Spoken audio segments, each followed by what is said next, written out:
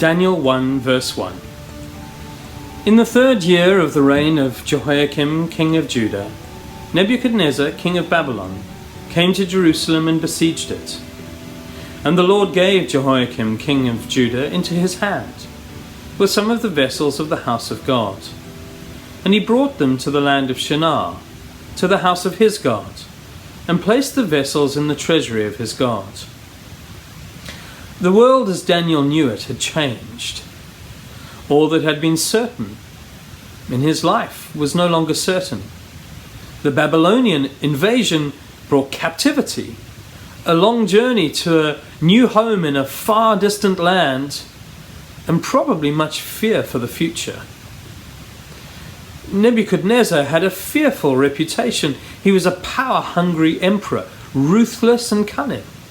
And part of his modus operandi was to take the most brilliant young minds from the places that he conquered and bring them to Babylon, to his capital, where he would train them and employ them to be in his service.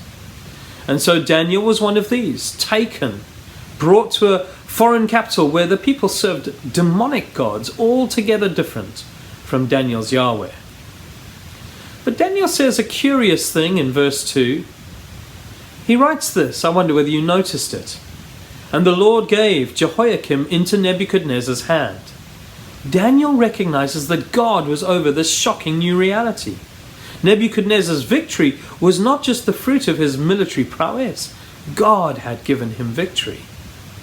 How is it, we ask, that God allows his own people to be overthrown, his city to be looted, his people to be scattered? It might remind us of Joseph in prison, alone and forgotten, cruelly treated. It might remind us of the burgeoning church in Jerusalem, suddenly scattered by a vicious persecution. It might remind us of those dreadful 3 days when Jesus, the Messiah, lay stone cold in a tomb, the hope of life and glory slain. How is it possible that God could allow these things?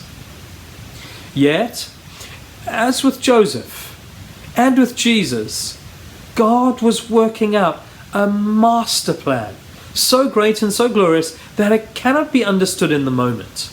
One has to stand back and contemplate the whole of history, the whole of God's working with humanity, to understand that even the disasters of life are put to great use by the sovereign God.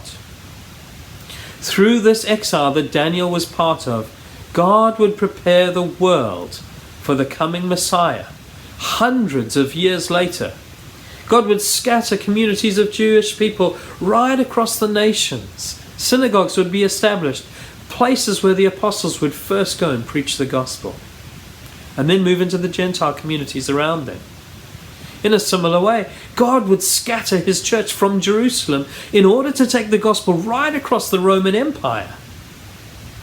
And of course, at the very heart of our story, God himself would be slain. God would allow himself to be slain by human hands in order to bring us life.